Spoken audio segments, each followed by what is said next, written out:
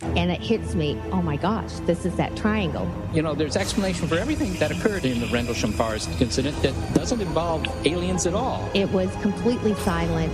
It comes right over our heads. He saw a classic flying saucer really standing in the clearing. He turned over to my father and held his hand, and he looked in his eyes and he said, "We're not alone."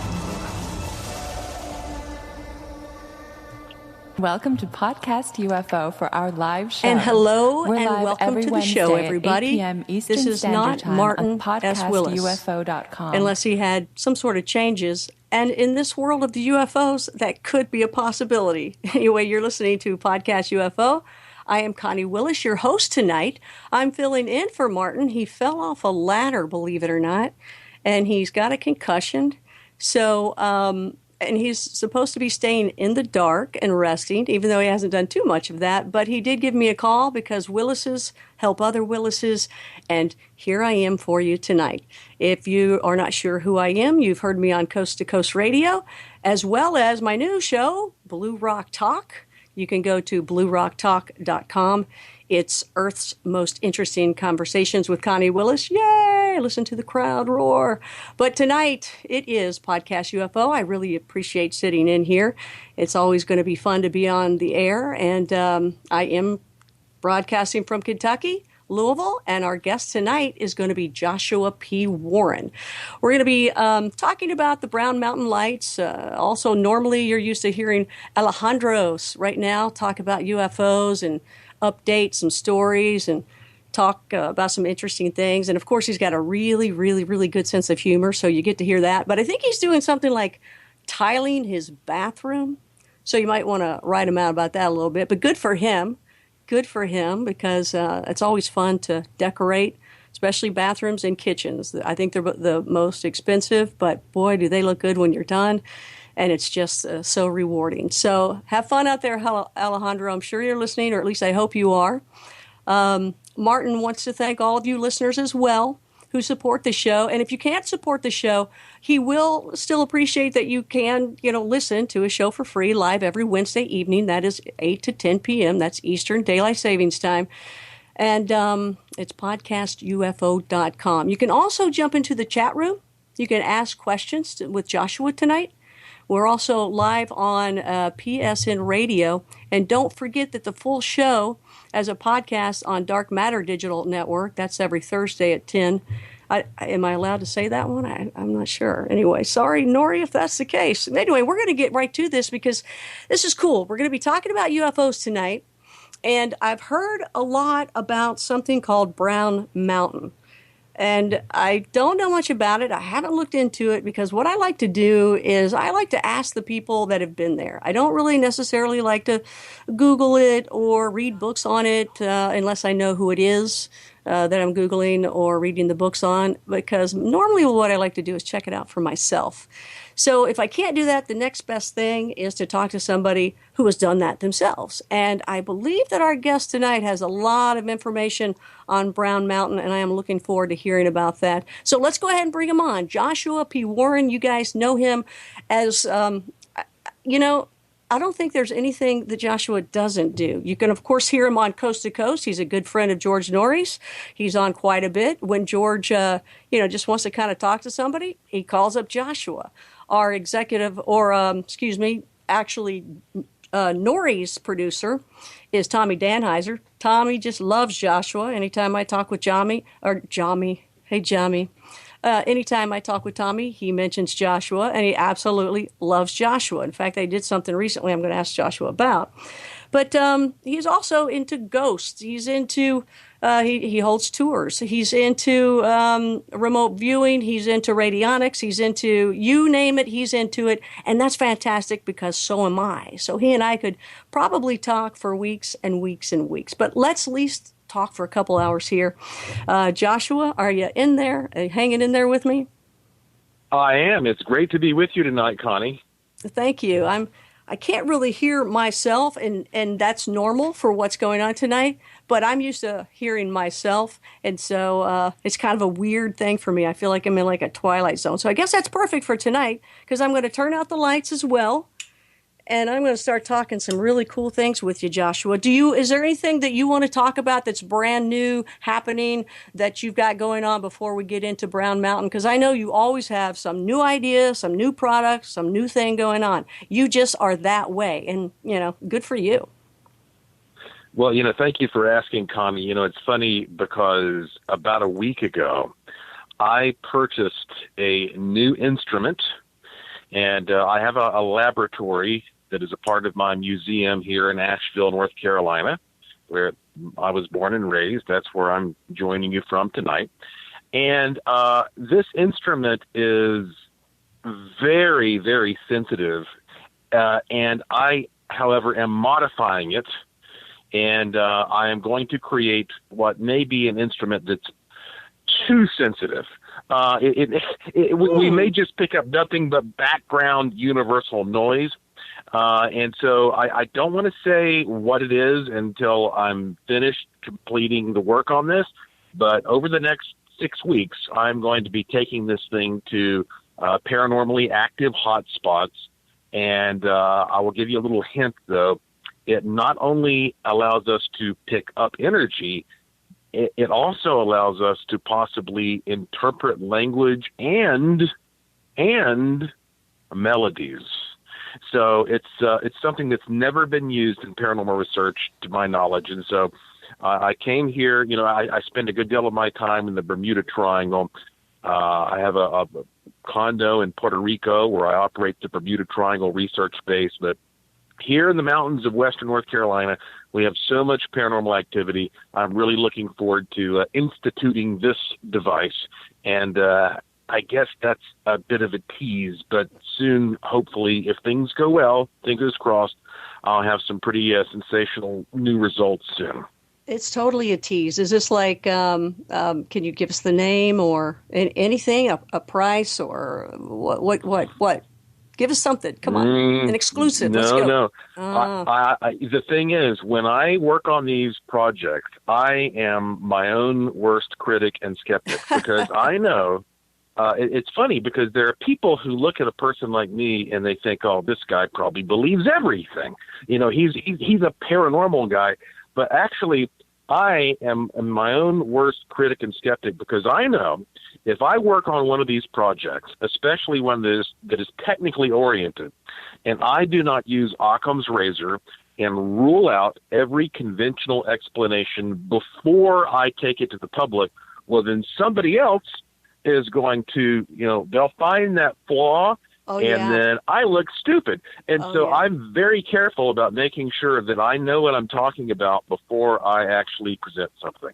Oh, yeah. And today with the internet, it's just plastered everywhere. Negative, negative, negative. And it's horribly negative, negative, negative. It's not even just simply, he doesn't know what he's talking about. It's like, they cut your jugular. I mean, it's terrible. People are terrible. The trolls are bad. Okay, so that's nice to know about the nice teaser you got us all excited about. But that's good. We'll look forward to that. Hopefully, I don't know. We'll get the exclusive on that in the future, maybe on one of these other shows too. So Brown Mountain, that's what I want to know. I've heard about it from other people. I've heard the name. I was excited when Martin called me today, and then he said it was going to be you, and it was Brown Mountain. So finally, I get to hear about this. But I guess there's one more question I want to ask you beforehand, and that is, just recently there was a big to-do with Coast to Coast at Asheville, and Nori sang. How'd that go? Well, George Norrie, of course, loves to take the Coast to Coast AM forum and bring it to various cities live.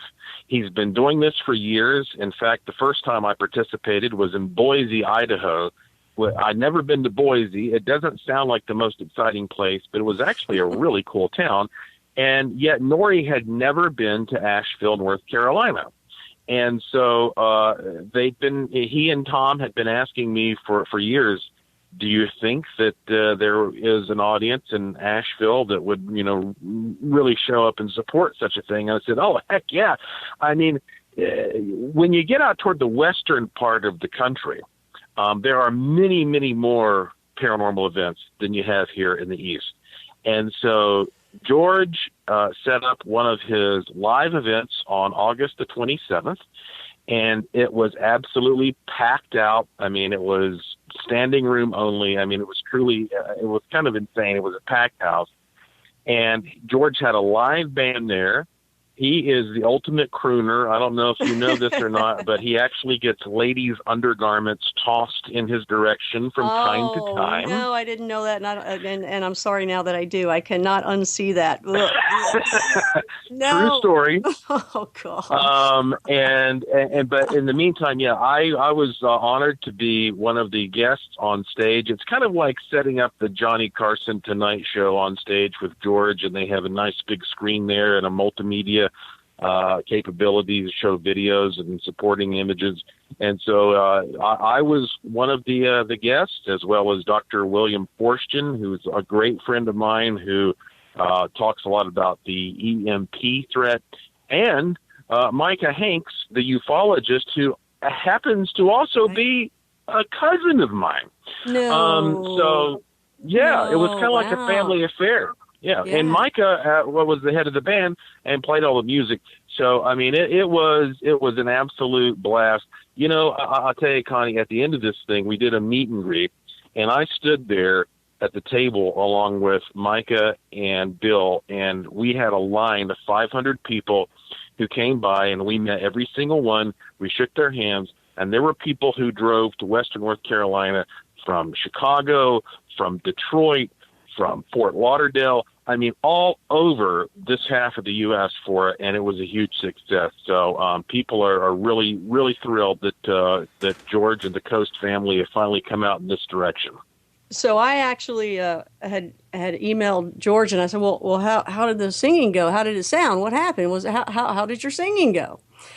He's a great guy. He's extremely professional. He's extremely cordial, kind, to the point. Very much a gentleman.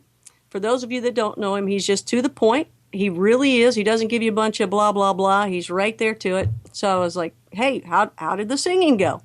And he just wrote back, "Amazing." And that's so George, you know. So I'm glad that worked out. I was hoping to hear that at one point. So maybe one of the new ones in the future, I'll get to hear him sing. So let's get to Brown Mountain, because I really want to know what this is about. Is it spooky? Is it skinwalkers? Is this UFOs? What is Brown Mountain, and where is Brown Mountain?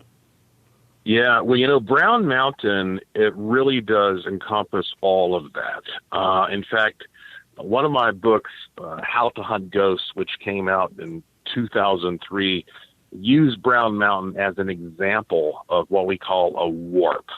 And a warp is a place where the known mainstream physical laws seem to break down.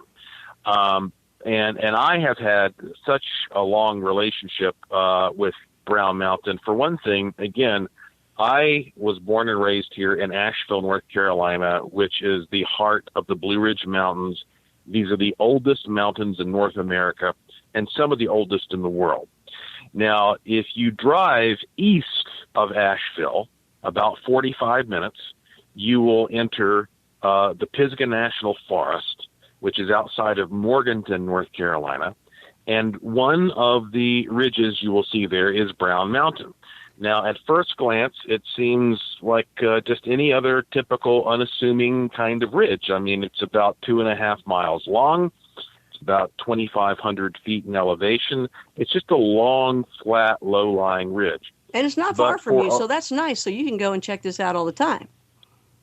Oh, it was as soon nice. as I got my driver's license when I was 16, I started going there, and I spent 15 years getting permits from the Forest Service to access service roads, getting the keys, and going up there and camping on Brown Mountain, not just with my friends, but also I brought a physicist from the Oak Ridge National Laboratory. Ooh, wow. I brought a forest ranger, an actual bona fide rocket scientist from Ohio State University. I mean, Nice. I brought a lot of experts there, and we brought a lot of equipment, and we spent as much time as possible observing the mountain, because ultimately, here's the story. For at least 100 years, actually more than 100 years, according to journalistic accounts, because the very first time this appeared in the media was 1913 in the Charlotte Observer, and perhaps hundreds of years based upon Native American stories and pioneer legends. These strange, multicolored balls of light have been seen floating on and around and above this ridge. Oh, wow. And they've been studied for all these years by a number of scientists and government institutions. I mean, the U.S. Geological Survey, starting in 1913, studied the phenomenon. The Smithsonian teamed up with the Weather Bureau in 1919, and they did a study. This phenomenon has been truly a target of scientific inquiry all this time. And additionally, however, what you find is that it has become a hub for so-called paranormalists, meaning that, okay, if you're a scientist and you are into, say, chemistry, people have been inclined to say, well, this may be some kind of a gaseous phenomenon, the old swamp gas thing. Or if you're into geology, you might say it's piezoelectricity. But people who are into ghosts say, well, these are the spirits of Native Americans who were killed in battle. People who are into UFOs talk about this being like one of the mothership landing bases, and there are plenty of abduction stories related to the area I could tell you about. And ultimately, it becomes kind of a blank slate, as most mysteries are, that people can sort of project their ideas upon. Oh, and, okay. But what I can tell you is that my team and I, in the year 2000, documented the first, we captured the first really good footage of the Brown Mountain Lights. And before we dig deeper into this, let me just point out that over the past 10 years, there has been a doctor at Appalachian State University named Dan Caton. And the media has always had a tendency to kind of pit himself and me against each other. Like, oh, this is the scientist who's skeptical, and this is the guy who believes in the paranormal. And for 10 years, Dan Caton has been very dismissive and condescending, and I mean, really, I don't think that he treated this with a very nice demeanor. And you know what? He finally put 2 cameras up there on a ridge overlooking Brown Mountain, and this past July, Dan Caton finally captured anomalous lights over Brown Mountain and had to say, look, I have to admit, I cannot explain this. This is exciting. That was in the Charlotte Observer. It's been picked up by some of the national media. So this is something that's real, Connie. Excellent. I love when that happens. There's nothing better than when a skeptic or a non-believer sees something that you've spoken about or other people have talked about forever how long. And I just love it. I prefer a camera being on their face instead of a camera seeing the evidence, only because I want to see them finally get it, because, they're the worst of the worst people in this field. So this is incredible. Can you tell me about the lights? Are they, because some lights are soccer ball size and yellow or red, and you kind of hear that with the Bigfoot world. And then you have other ones that are tinier, and you hear about that with the UFO and crop circle world. And then with spirits, you hear, those are even tinier, and sometimes they're gigantic, and you see them in the sky. So what are these lights like? Well, first I'll tell you about my own personal observations, and then I will tell you about some of the most credible witnesses that I've interviewed over the years. I myself was quite lucky to see the lights when I was probably about 11 or 12 years old, and my family took a little field trip up to Brown Mountain one evening, and we saw them from an overlook, and they were, bright red lights on that occasion that were sort of bobbing around one of the rock faces. Now, since then, when my team and I have gone up there and captured footage, we have gotten a very similar looking phenomenon, but we're using night vision, so it, has that greenish tinge. And what you see are sometimes what looks like a ball of light, but when you look at it in detail, they kind of morph and they kind of they look a little more like they're sort of oozing around, like they're not as defined and distinct. Now, one of the most amazing personal experiences I had was in November of 2000. I was camping up there on a ridge right beside Brown Mountain with two colleagues, Brian Irish and Casey Fox. And this was around 9 o'clock at night, and I was the first person to look over in the woods nearby and see this ball of light that at that time, I mean, I could not judge in terms of size necessarily because it was in the woods. But from my point of view, it looked like it was several times the size of a basketball, we'll say. And this ball of light goes just ascending very clearly and distinctly up into the air and strobing. Now, I captured this on video. Brian Irish captured it on video. And this thing went straight up into the sky for maybe a couple minutes before it vanished. And as a matter of fact, I've got that footage freely available at joshuapwarren.com. I want to point out there's no period after the P.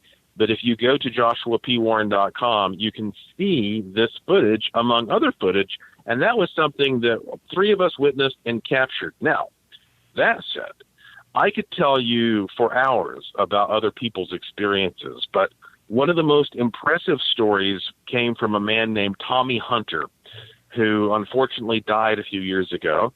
But I interviewed him, and there were 9 witnesses there who corroborated his story, and I interviewed most of them.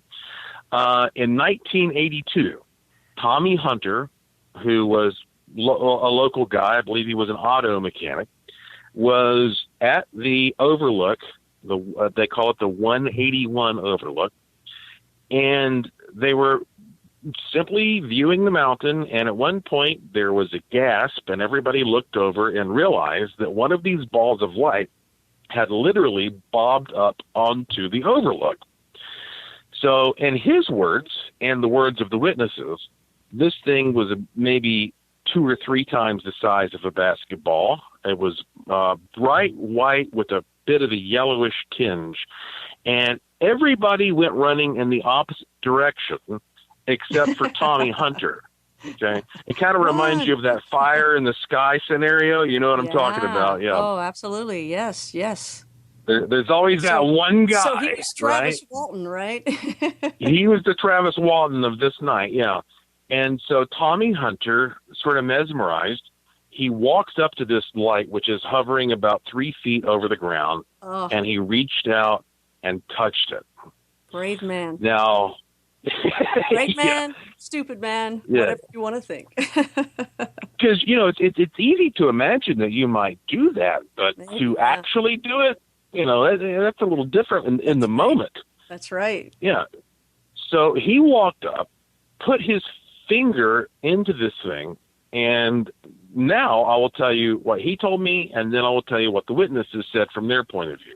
Okay. He said that when he touched it, it shocked him to the point where his teeth rattled, and it knocked him back. Now, the witnesses said that they thought it actually almost knocked him unconscious because they said he looked like he was going to go down, and he stumbled around a bit, and then he regained consciousness. And they said that when he touched it, the light dimmed for a moment, but it did not completely discharge. So it wasn't like he touched it, and you would imagine if this was some kind of familiar electrical phenomenon, when you do that, well, electricity takes the least path of resistance to the ground. You think maybe it would have just gone pop and disappeared, but it just dimmed a little bit, and then he regained his footing, and the light continued to bob around a little bit, and then was joined by a second light, and those 2 lights then sort of slipped over the side of the overlook down into a little canyon there and disappeared off into the woods. Wow. And one, one of the witnesses was I can't even believe that it let him come up to it. You know what I'm saying? I mean, it obviously had intelligence as well. And here it is, kind of watching him as he came up as much as he was watching it. That's what it sounds like. Well, one of the witnesses is now an officer in the Air Force, and she said, look, I'm a no-nonsense lady, and she didn't want to have her name publicized, but she said, I've never seen anything like that. Now, whether or not it is intelligent is a different phenomenon or a different matter altogether. I mean, because a lot of people who have a close encounter with the lights say that they are intelligent. That when they move toward them, the lights might move away, or they move away from the light, and the light kind of follows them a little bit, and there's some kind of an interaction going on there. I even talked to one person who said, I got close to a light, and I saw a little man sitting inside of it. Oh, wow. I would love for them to draw a picture of that to show what that looked like. Yeah, but That'd be interesting. on the other hand, I mean, frankly, based upon my own personal experiences, just seeing what I've seen, measuring what my team and I have measured, I believe that most of the lights, at very least, that people are seeing are indeed part of a sensational natural phenomenon similar to ball lightning, created by some very special geological characteristics of the mountain that we can get into if you'd like. But let me be very clear. I am not suggesting, however, that explains all the other paranormal experiences people have. I'm simply saying that this may be a byproduct of a place that is a hub for UFOs and ghosts, or maybe the part of the earth there is a natural conduit that creates so much of a field that it opens people's brains and stimulates their brains, and they're able to perceive and experience other paranormal activity. Right. I understand what you're saying. But there seems to be just so much stuff going on. Well, going back to the story of you when you saw the light, did you feel anything? Did you experience anything like that? I know that you're sensitive to, feeling if something else was going on, or did you notice anything like that, or did you just see a ball and you didn't get any other sensations whatsoever? I really didn't have what I would consider a physical kind of sensation from the ball of light, but when you go onto Brown Mountain, you feel different in general. Okay, even when the lights are not there. When you see a light, people frequently toss around this concept of like ice water running down your back and your hair standing on end. I mean, that's what happens when you see one of these things close up. It gives you goosebumps. I mean, you have that kind of a reaction. But when you go to Brown Mountain in general, the whole place feels electrostatically charged. I mean, it's kind of like putting your hand up there near the screen of an old television, and there's that crackling kind of tickling sensation of electricity there. The whole place is literally what I consider a warp, a portal, a vortex. I mean, we can break that down in a number of ways, but it is one of these spots on planet Earth where energy is being directed both out of and into the Earth in a concentrated manner. And when you reach places like this, and we see this, by the way, on a broader scale in the so-called Bermuda Triangle at large. Right. When you go to these places, these are places that trigger a phantasmagoria of strange things that includes ghosts, includes psychic experiences, includes the UFOs, includes any kind of time shift or change in perception, because you're stepping into a place where, as I believe, you're kind of like in a portal of interdimensional weather. So that is to say, most of the time there aren't tornadoes happening, but certain times of year you go to Oklahoma and you know where Tornado Alley is, and the conditions are right, and a tornado forms. Well, the same thing happens on an energy level at some of these places where there may not always be a tornado, but once in a while the conditions are right, and that's when the swirling of energies occurs, and you really get to experience something amazing. Well, Colm Keller, who was with Knapp and doing all sorts of neat things with Skinwalker Ranch, I'd asked him about Skinwalker before and said, is it still happening there? Is there still a lot of energy? And he said, no. He said, you know what? He believes that these things go from location to location. They just kind of move around along the way.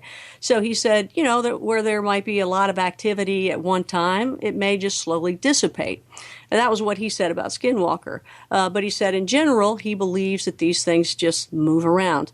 Do you believe that Brown Mountain is one of those, or is it just consistently every day, any time of the year, going to give you that sensation, and you're most likely going to experience something?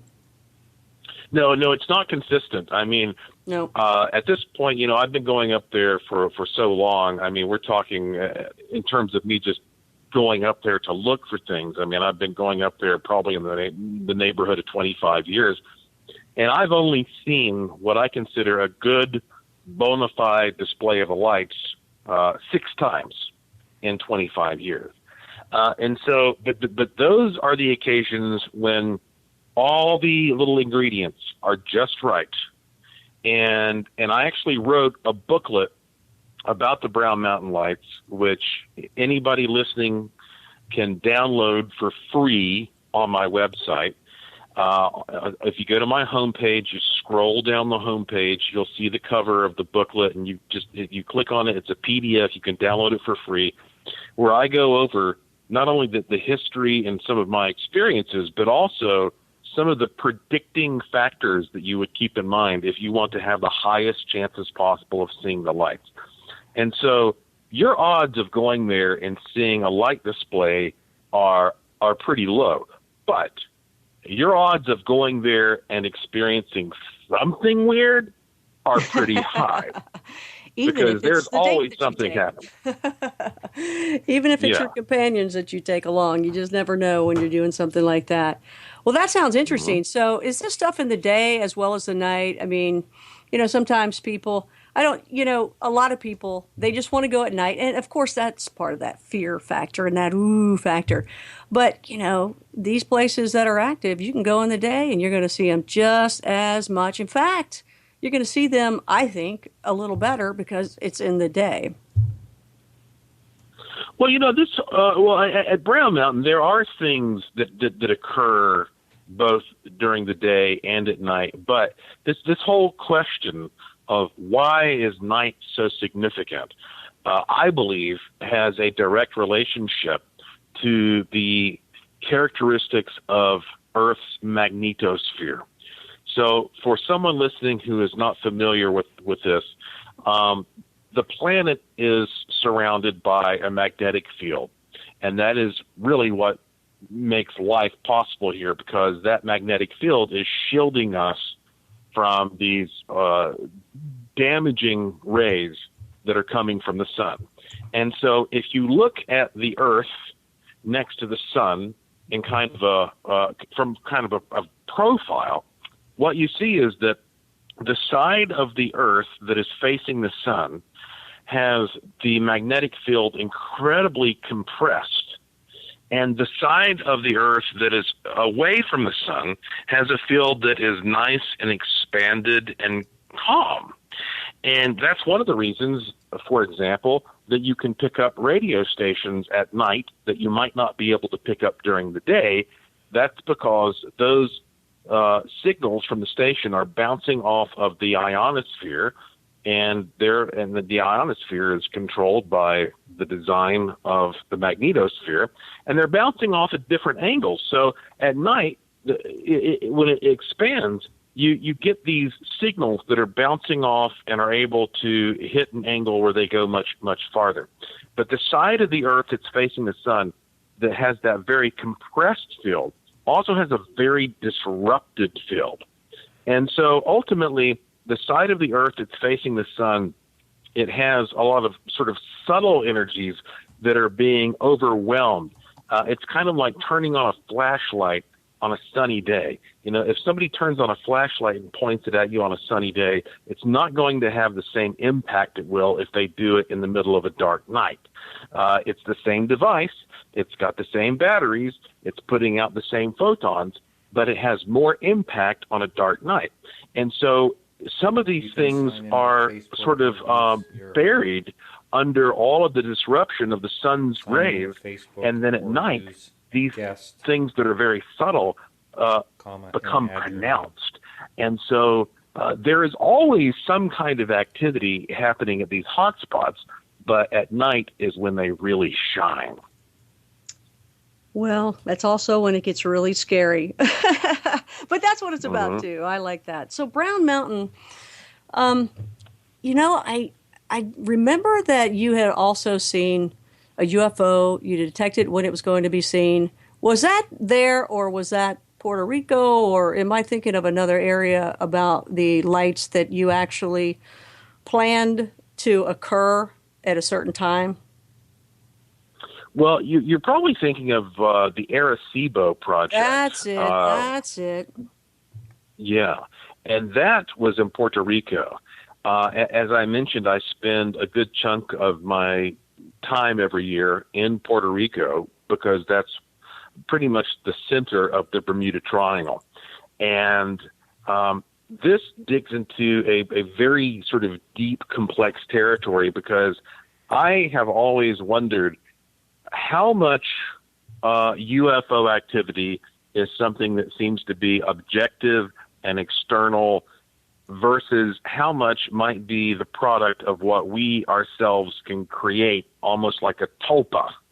And for those not familiar with that term, it's a Tibetan term.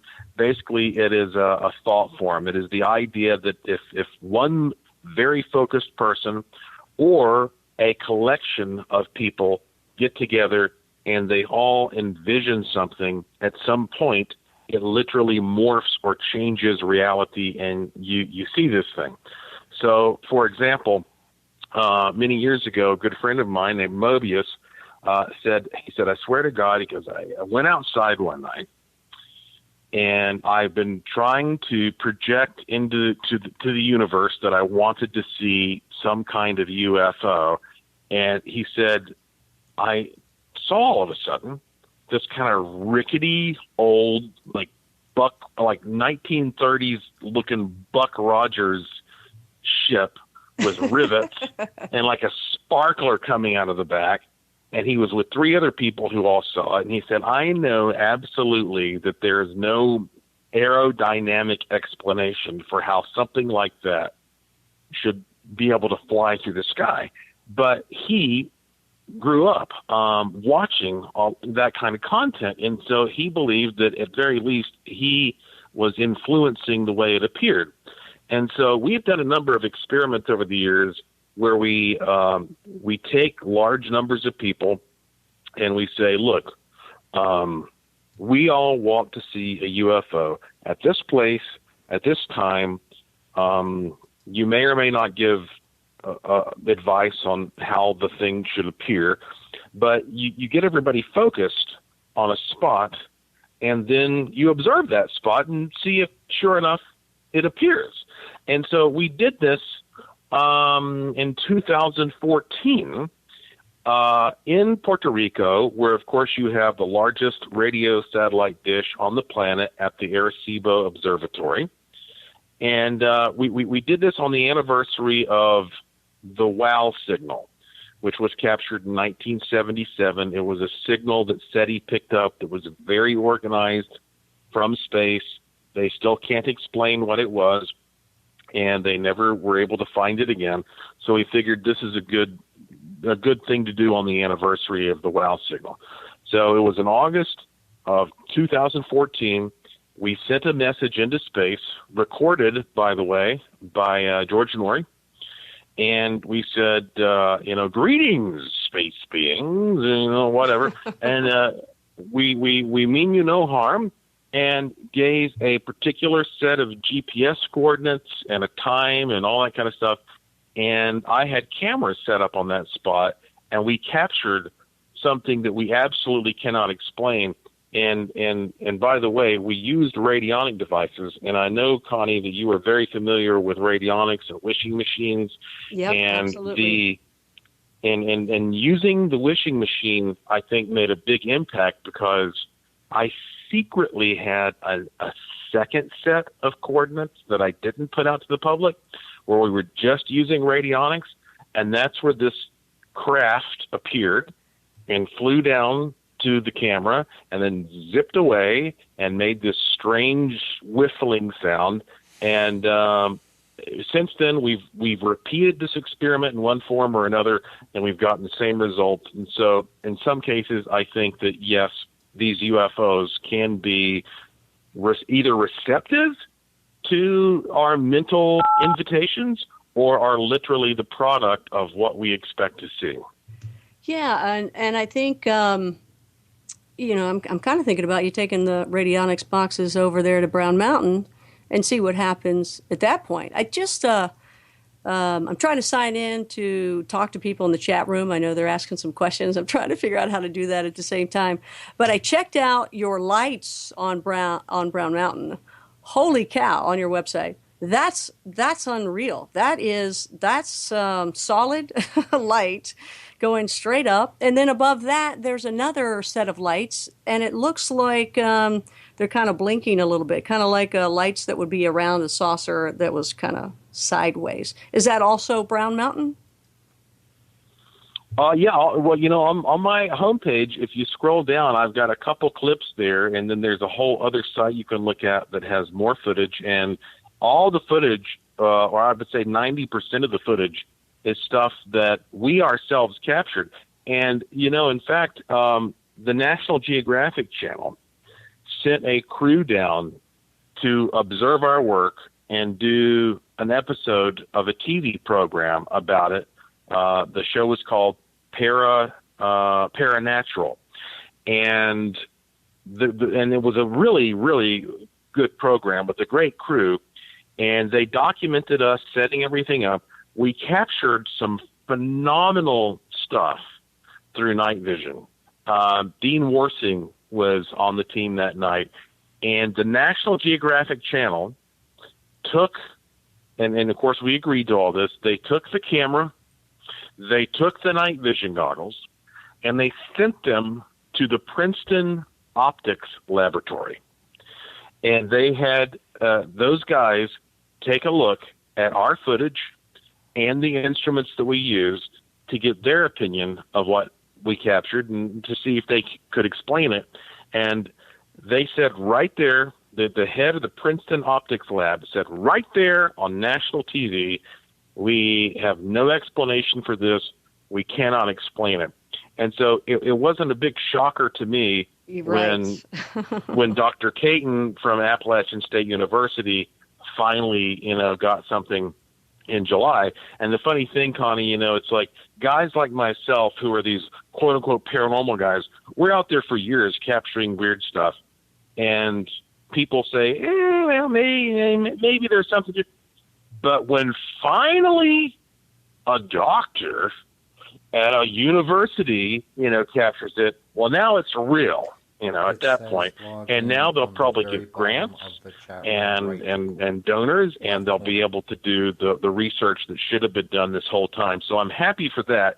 But it also is a great illustration of how that people who are involved in paranormal investigation are often sort of dismissed out of hand, when the sad part is there probably have been so many people over the years who could have come forth to talk about seeing the Brown Mountain Lights or some other strange thing, but have not done so because they fear ridicule.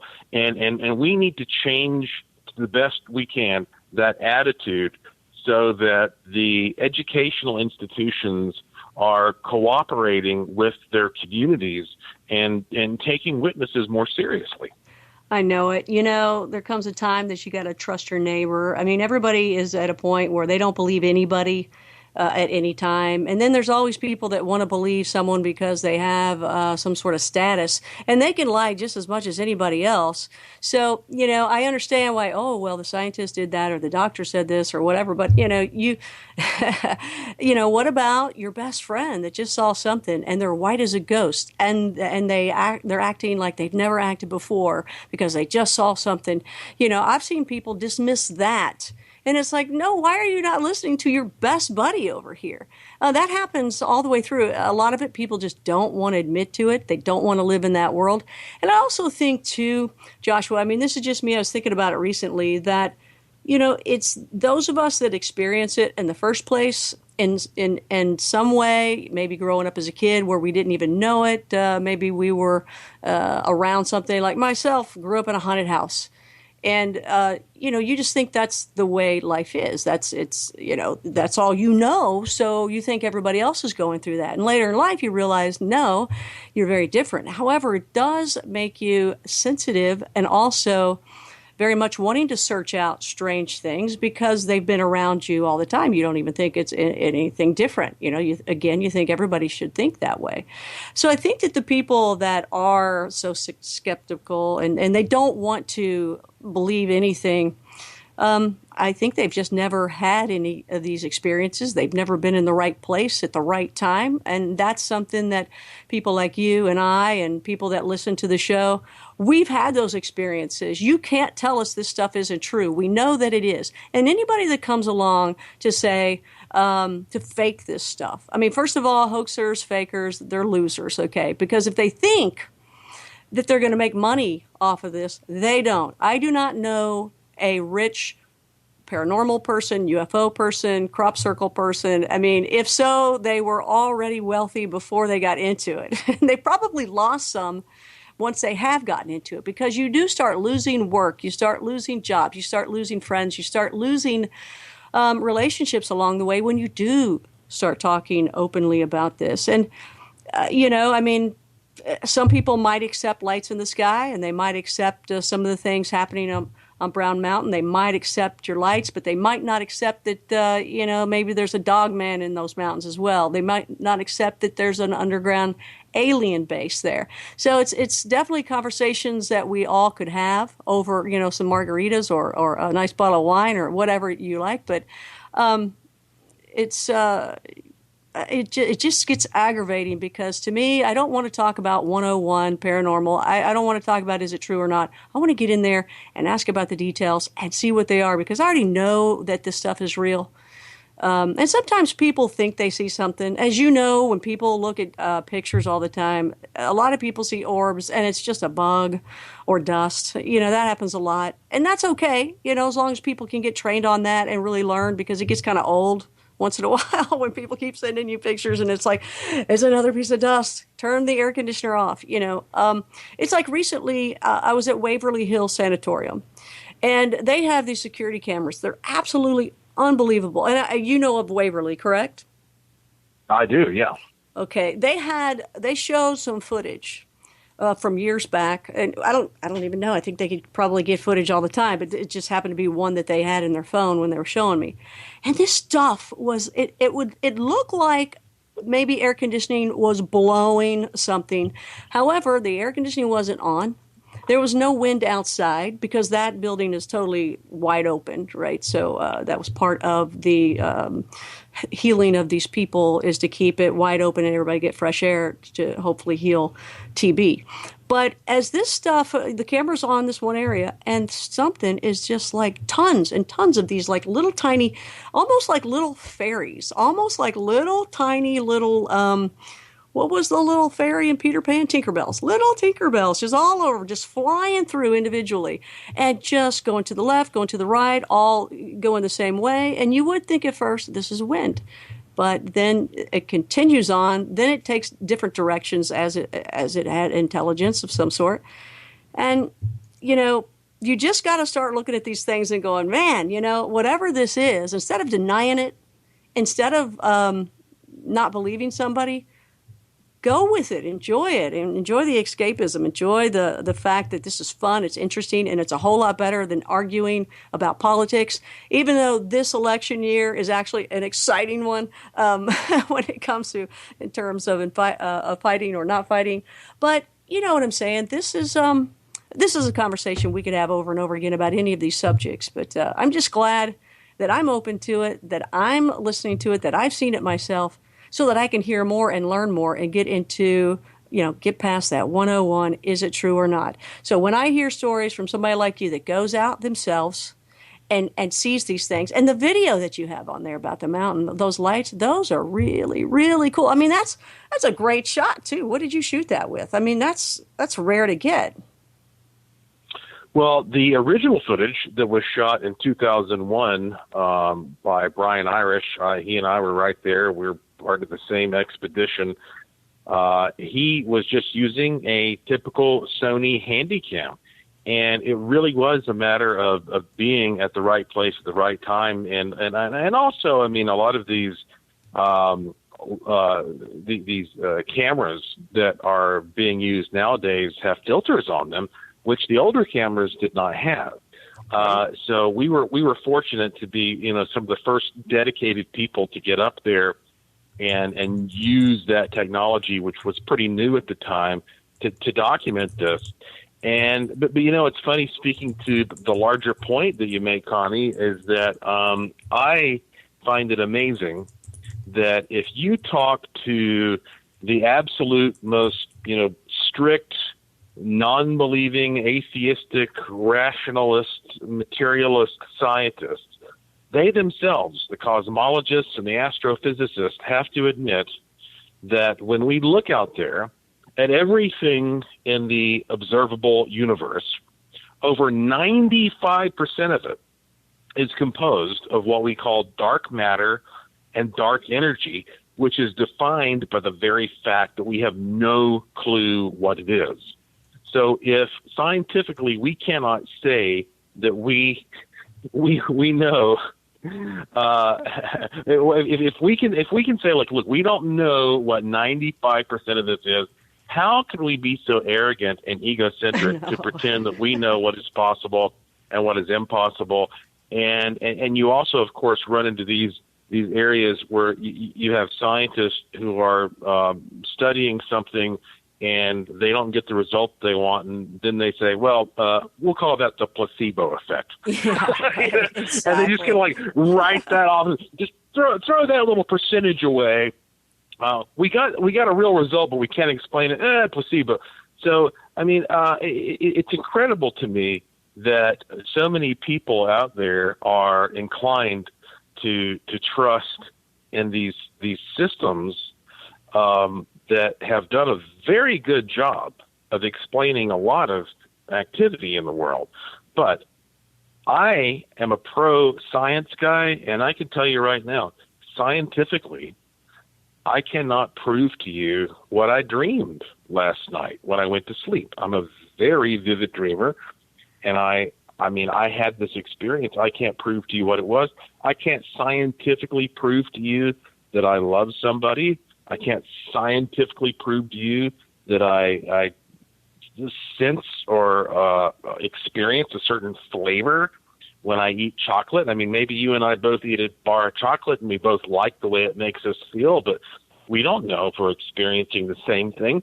I mean, you have to be realistic about the boundaries of what science can do, and you also have to understand that ultimately everything is filtered through the human nervous system. So if you take some kind of we'll say a scientific instrument, a tool, well, that instrument was designed by a human, created by a human, calibrated by a human, used by a human, interpreted by a human. You can't take the human being out of the equation.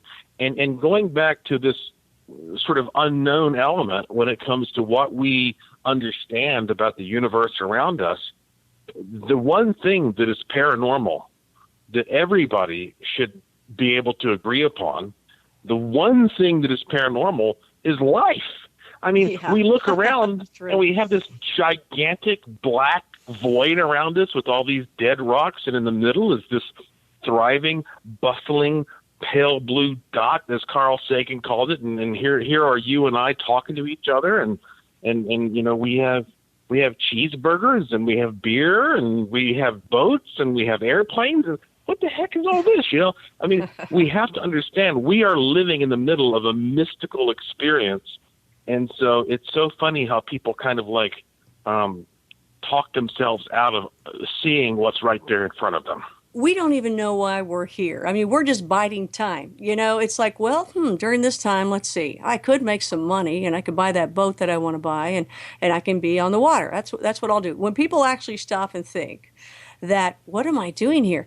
You're not here to just be born, go to kindergarten, you know, or nursery school, then pre-K, kindergarten, first grade, 12, you know, through 12th, and then college, and then work. And, you know, that's something we've designed, and a lot of people, we've decided to follow that. And some of us have, and some of us have not. But, you know, we're not here to work. We're not here to, I don't know, whatever it is that you might want to do. We're here for some other reason. We don't even know what that reason is. Maybe it's for somebody else out there to watch us. It's, you know, this giant virtual reality game. You know, I really think there's something to that. And they're just watching us. And it's fun. You know, we are the sea monkeys. You know, who knows? We don't even know that, much less what's... and then what we do know on this planet, we don't even know half of the stuff that's in the waters. We don't know half of the stuff. We don't know what's going on in Brown Mountain. We don't know a lot of things, even when it comes to cooking. You know, I went to CIA, Culinary Institute of America. There's still questions ourselves about what happens when we cook. I mean, a lot of scientific stuff actually goes on when you're cooking, especially baking. And they've got a lot of that they know what happens, but it's very scientific. But then there's some things, hey, we don't know. We just like it, especially with remote viewing, if you want to get back into some really cool paranormal stuff. And I hate the word paranormal, too, because it doesn't really, it's not as cool as it should be with all the things that we all love. But even remote viewing, it's like, what happened? How come I can see things? When I remote view, and I'm talking the military-style remote viewing, you know, why is it that my body's here, I'm wide awake, and I can... one of the terms is wink at the sight, or actually bilocate there. Why is that? And you ask these guys that did it every day for decades for the military. They'd say, oh, we don't know. I mean, we can guess, but we really don't know. We just know it works, so we move forward. It's like NLP, if you're familiar with neuro-linguistic programming. NLP is the same way. A lot of these guys, they say, you know, I can, in 30 minutes, let's say that... you've been in a home where they don't think that you can live out independently, and you've been there since you were a kid, and, you know, let's say you've been there 20 years, and you're still young, but they still have you in this home. Well, apparently, like, you know, I don't know if it's all cases, but there's stories that have been documented that they can go into these places, and within 30 minutes with neuro-linguistic programming, they can change these people to where they can now live in society. And it's only because, well, they don't know what it is. They don't know what it is. I guess that was my point. They can go in there and they can ask a few questions, and then they can clap their hand at the right time. And next thing you know, these folks are fine. The mental issue that they may have had, or wherever they were stuck, now they're unstuck. And now they can go live a life. And when you ask them, how did that happen? Or when the people scientific, to me, I don't care. I know that it happened, and I'm glad that person can get out of that home. But when you ask scientifically, they say, we don't know. We can theorize. We don't know, but it works, and we're going to keep doing it. And these are things like people with multiple personalities. They are able to, that's one of the clap methods. They are able to talk to all of the personalities at once, clap their hand. It brings them all together as one personality. And, you know, you can read about that if you look into NLP. A lot of people look into NLP now, and all they see is these ads and commercial books about, you know, use NLP for advertising and how to persuade somebody to get what you want, but in the workforce and things like that. But if you go to the original books with Bandler, and the very first one I think was called frogs into princess or princess into frogs. Weird name, probably very hard to get, but I actually got one, and it is amazing. But a lot of times they're like, well, we don't know how it happens. We're just knowing that it happens. It's just like the radionics. I mean, you have some ideas and theories, but it's still like, I don't know how it happened. It happened. You get people's wishes to occur, or Dr. Mulder, and that's pretty darn cool. I love this kind of stuff. I don't care about all the answers all the time. I just want to experience it, feel it, see it, and, find people like you that says, oh, I got this place, Brown Mountain. I got this hot spot over here, and say, let's go, and just have a good time and enjoy it, try to figure it out, because it all connects in some way, for sure. And it's exciting to me. Oh, by the way, people are asking about, on your website, it is, folks, it's Joshua P. Warren. Like you said before, there's no period after the P. It's joshuapwarren.com. And if you go there to the home, that's where, and scroll down, that's where you're going to see the Brown Mountain Lights. And that's where you're going to see those videos. And then you're also going to see a book that he wrote on this, a viewing guide on the Brown Mountain Lights. And I tell you what, I think somebody could look at your websites for days, Joshua, because you have so many things that you're into. You have so many books. You shoot video. You're on TV. You're doing. You're listening to Nori sing. And did you throw some underwear at him or anything like that? I mean, please say no. Don't tell anybody, but it was me. Yeah, I was the underwear thrower. Nori, I'm going to talk to him. I'm going to tell him I knew it. Okay. No, but thank you for saying all those things, because the funny thing is I'm a fan of the quote by Charles Fort, and he said you can measure a circle beginning anywhere. And what I discovered is that if you get involved in this field that people call paranormal, and I agree with you, by the way, Connie, that term is maybe not the most appropriate, because what's paranormal depends on what's normal, and who decides that anymore, right? But nonetheless, when you get into this so-called paranormal field, it doesn't matter if you come into it by way of ghosts, or like I did, or cryptids, or ESP, or UFOs. It doesn't matter. If you stick with this field long enough, you will eventually see that all of these things connect to each other. They do. And there are some people in the UFO field who hate that idea, because I have talked to some people in ufology who say, oh my God, do not group us in with these wacko ghost people and Bigfoot people and psychics and all that. And they say this is more of like a nuts and bolts phenomenon, and that's the last thing they want to hear. But let me explain. That's right. And before you explain, I just want people to know that the next hour we are going to be talking about something that Joshua has found. I'm just going to say debris, okay? That's all I'm going to say. I'm just going to tease you. That's coming up for you in this next coming hour. We're going to talk about what Joshua found, and the key word is debris. Okay, so going back to what you were saying, Joshua, absolutely right. This stuff all connects. The UFO people, when they say that, I just shake my head. But go ahead. I'll let you finish that. Yeah, I appreciate I appreciate what these dedicated UFO researchers are saying. Like, we don't want to be grouped in with all these other nutcases. But here is the common element: time. All right.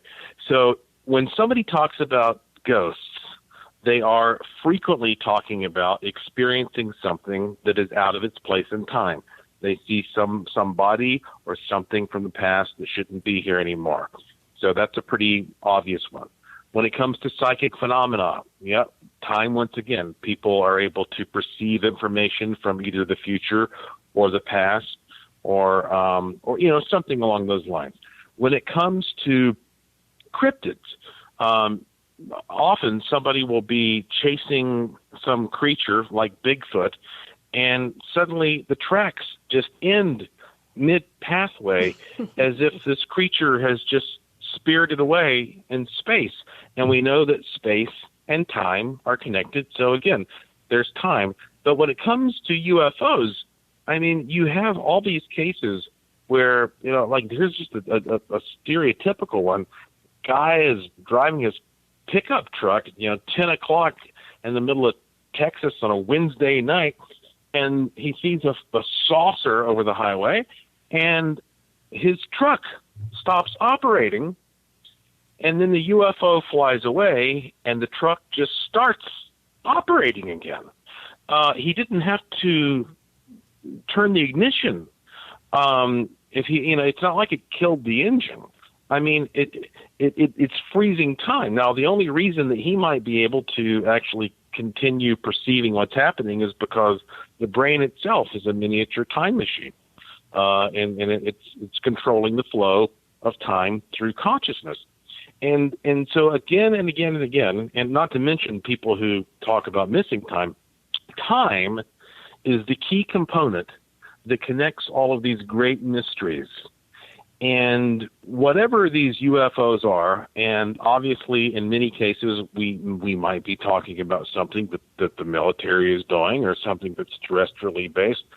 But if indeed we're talking about the exotic technologies, we're talking about craft that are advanced enough to be able to manipulate energy in ways that we don't understand. And when you do that, there's gravity involved, and gravity is right there connected to time and space. And so anybody listening to this UFO podcast who thinks, no, I'm a UFO person, and I'm only interested in UFOs, and it doesn't relate to any of this other stuff, I'm here to tell you, if you stick with this long enough, and you're serious enough, and you're educated enough, and you experiment enough, you will see, no, it's all connected.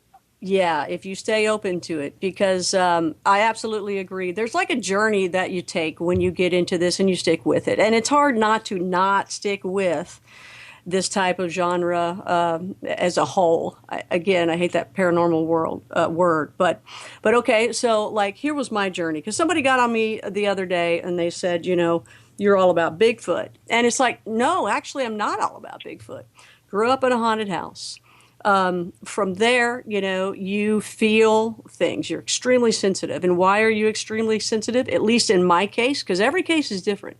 My case, I'm extremely sensitive because I wanted to know as a kid where that ghost was, because I wanted to be far away as possible because I was scared to death. So I became very sensitive. I wanted to know where it was. I can run the other way. And that's what I did. So when you believe that, then you start watching, TV shows, documentaries, growing up with, good old, and Twilight Zone was like reruns when I was watching. So don't, just want everybody to know I wasn't watching them when they were live or new. I was watching them as reruns. I'm not that old. But those, wake you up to other things, and you start looking at other things, and you read other things, and then you're interested in, I guess, ESP is cool because Amazing Kreskin was happening at one point. So you're into all this stuff, and you're interested, but also you can kind of relate to it. You're like, well, whoa, that's pretty neat. He knew something that was going to happen, and I've done that. So, all these little things start sparking off of it. But when it comes to checking things out, I remember lights in the sky, seeing things in the sky. And, okay, that's interesting. But if you start getting into that, then you got to wonder what's behind that light in the sky. And if that's from some other planet, or maybe it's even from here, what is driving it? What does it look like? What is that? What's going on there? Well, that's where, and this was what was Dr. David Jacobs spoke about. He said he used to study lights, and then he realized that was pretty boring because it was just lights. He said, I want to know what they are, so the way to do that is to get inside of them. How do you get inside of them? Well, you talk to people that claim that they've been taken up in them and ask them what they see. So that's how he got into it with Bud Hopkins, was already doing it, and he loved Bud, and they became really good friends and all that kind of stuff. But he did years and years and years of this kind of thing, and I I like his analogy there of, hey, man, I wanted to know what was inside. So you're right. So you get to that point. And then once you're inside and you believe that there's creatures walking around and flying around and visiting and all that kind of stuff, then you get into things like hybridization project. I would have never thought I would have believed something like that years ago. I would have been like, that is nuts. But you know what? Every time you hear something that sounds nuts and you say it's nuts, I stop saying that now because I end up getting to that point, and it is a point that you got to gradually get to. So once you get to that point, then there's hybrids. Okay, then at one point I was working with some websites, and they were asking for paranormal content. And because I do television work, I knew a lot of people in that field, and I was able to get like James Fox and Tim Coleman with Out of the Blue, and all these really great documentaries for this paranormal site. They even called it paranormal. I'm like, no, you can't do that, but they did it. But it's the general public that gets it. We all are different when it comes to that paranormal world, but the general public gets it. So at one point, some Bigfoot information was given to me. So one thing led to another. I was able to go to a location. They invited me out. I got to know everybody. And as I went to interview people at this Bigfoot site, I started realizing when they were telling their stories that, okay, they just said that something like mind speak. They said these Bigfoot creatures talk to them through the mind. Now, because it's Native American, where you hear a lot of Bigfoot stuff, it's called mind speak. But in the ET world, it's called telepathy. Okay, they see lights in the sky around Bigfoot?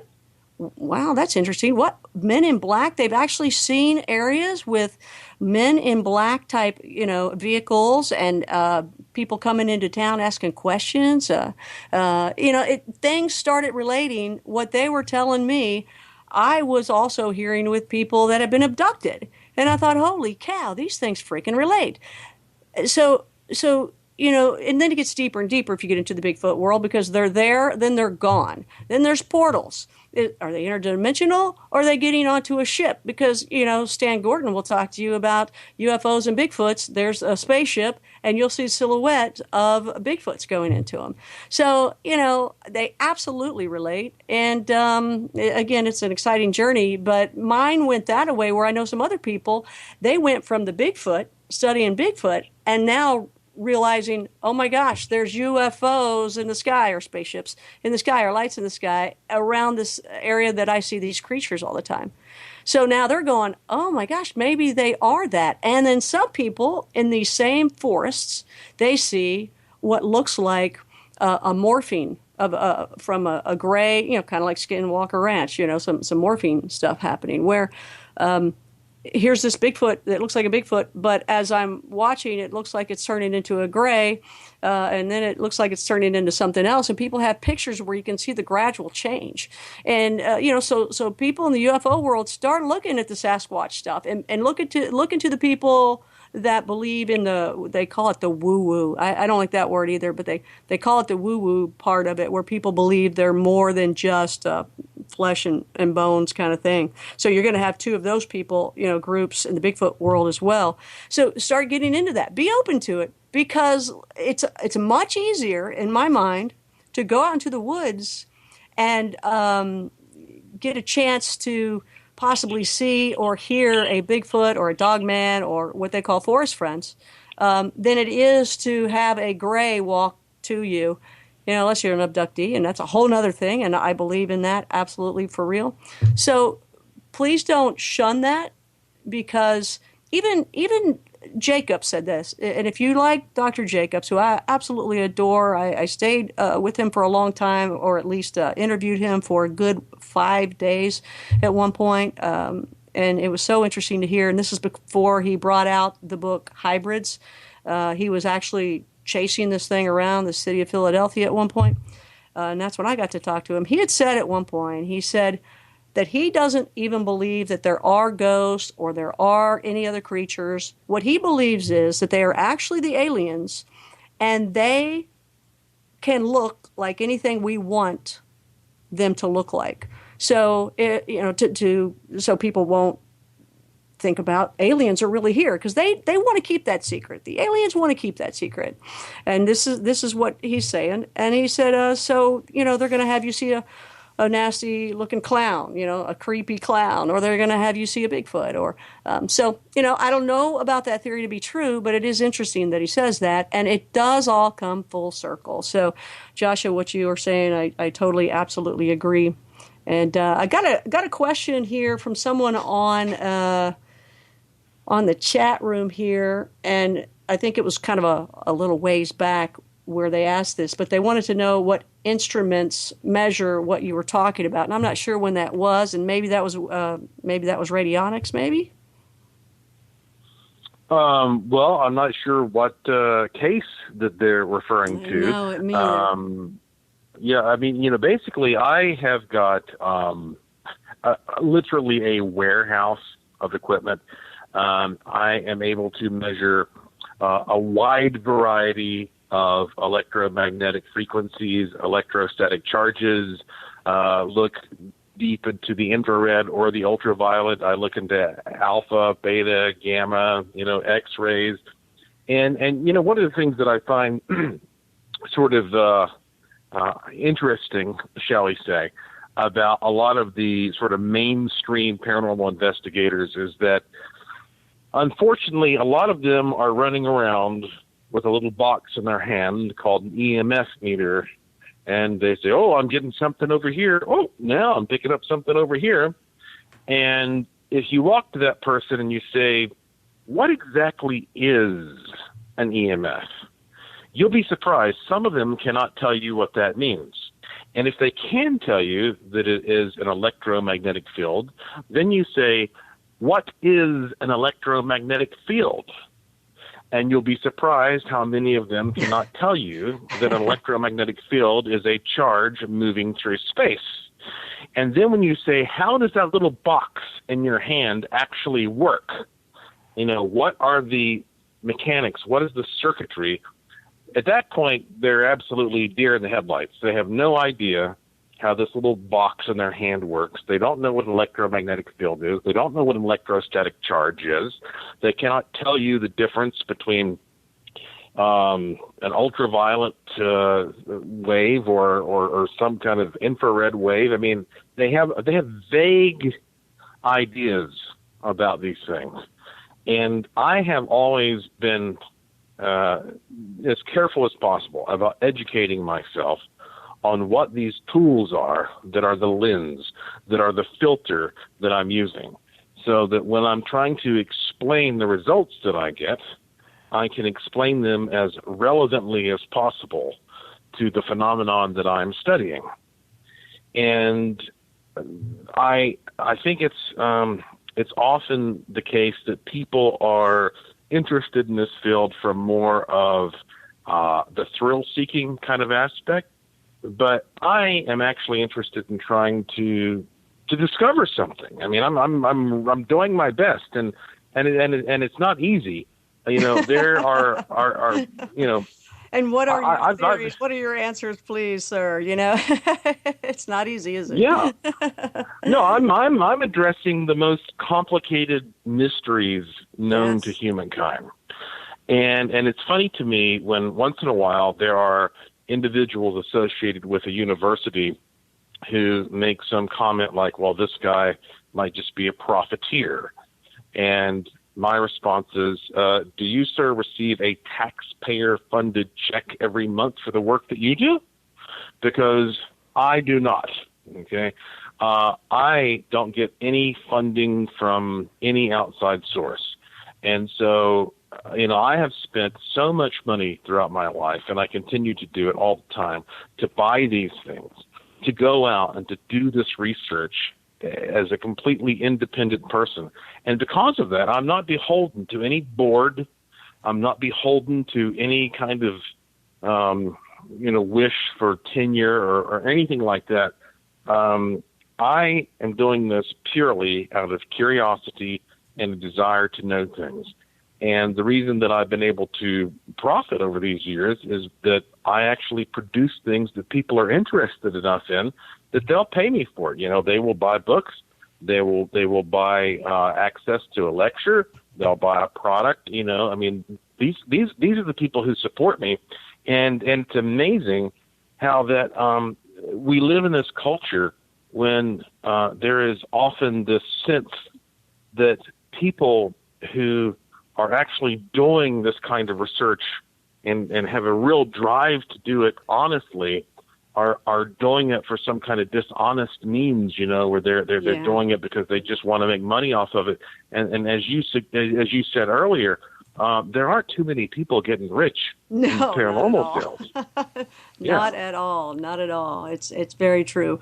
I think just to try to answer the question of the devices, we talked about the Dr. Mulder's wishing machine. You can find that on Joshua P. Warren's site, .com. And you can find many of the other devices he spoke about. Or I think what they're asking is about the device you spoke about at the very beginning, and that was something that he only teased us with. It's not out yet. He's just a little teaser, He's just kind of messing with you a little bit. He's giving you a good idea, but it's not out yet. Because I tried to get out of him. I tried to get an exclusive right here on Podcast UFO, but he didn't do that. He didn't do it. So, but it sounds like it's interesting. When are you going to let us know what that device is? If it doesn't work, then you'll never know. Oh, right, yeah. But if it works, then I will, have a fireworks display and say, "Watch me tap dance," and I'll be delighted to, trust me, you'll know. And in fact, anybody listening can go to joshuapwarren.com and sign up for my free e-newsletter there. And it's completely spam-free. I pay so that it's spam-free. And these are messages that I sit down and write with my own fingers that go directly to you. And if you're a subscriber and you get a message and you write me back, I will do my darndest to respond to you. And we have many, many people all over the world who are subscribers. And that's really the best way to keep updated on the stuff that I'm doing, because the people who subscribe to the e-newsletter are the very first people I notify.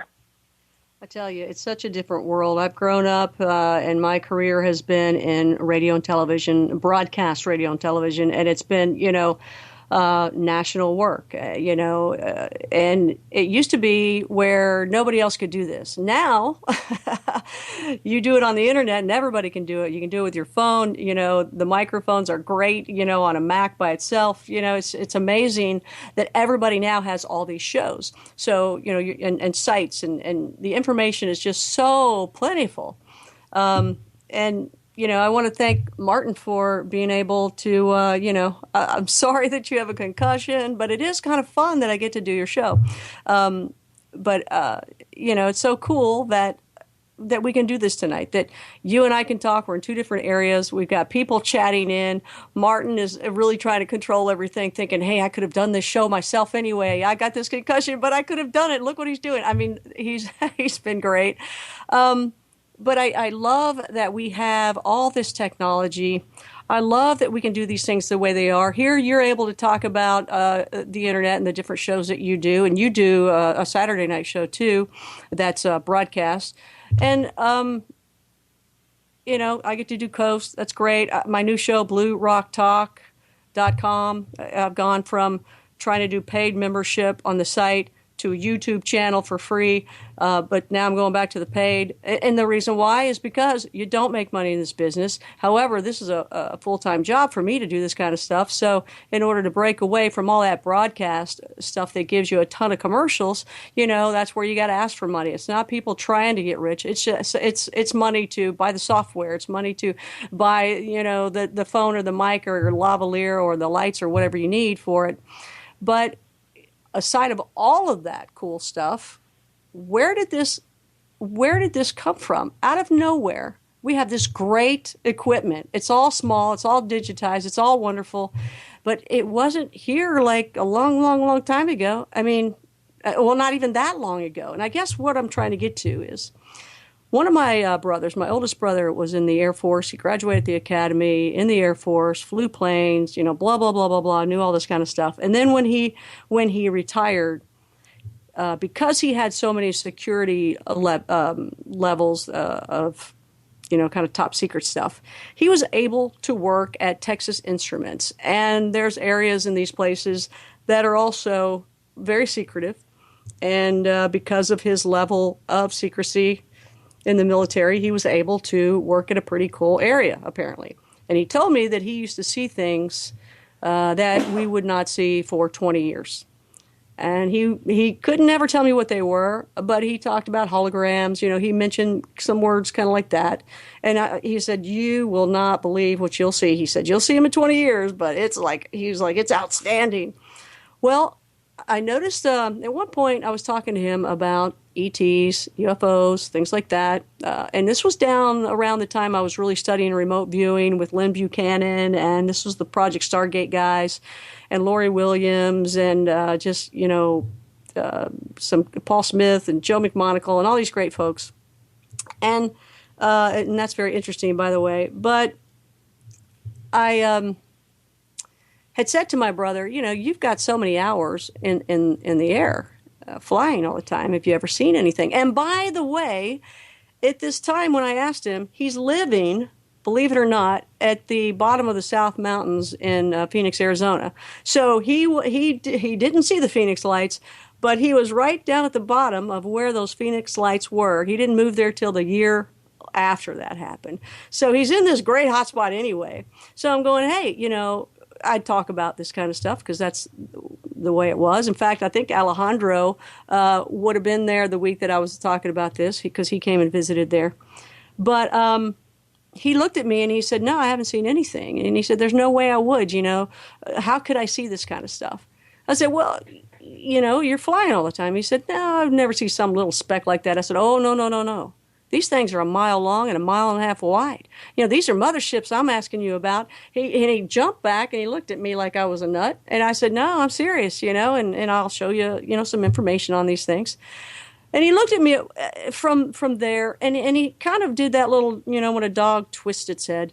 And and he said, he said, the technology, he said, I think you could be very right about these beings being here on Earth. He said, now I'm not sure if they're from space or they're from underground and, already on this planet. And that was interesting that he said that. But he said, because the technology and because he was working with TI, Texas Instruments, he said, because of that, he said, there was a time when technology, he said, took a jump from one, it didn't go like, just kind of gradual height. It jumped. He said it jumped leaps and bounds from what it was. And he said, and the only way that could have happened is from what you're talking about with these ETs and UFOs and technology transfer, because I told him about that kind of stuff. And he said that'd be the only way that we could have jumped in technology as far as we did. He said, because there was no connection. He said there was absolutely no connection. It went from one thing to, something totally different. And, here we are being able to talk to each other like this. And because of all that, I think that's pretty cool. So, they've really helped us out. And I think Steve Bassett. Steve Bassett said to me before, he said, Connie, you're in the best position than anybody out there. And I said, what are you talking about? And this is when I was working on QVC, selling products on QVC and Home Shopping Network. And he goes, well, you are selling products, right? Yeah. And you're a believer, right? Yeah. Well, when disclosure comes, you're going to be the first person that people come to sell all these alien products with little gray men on the side of them. And I thought that was pretty cool. I'll take it. Well,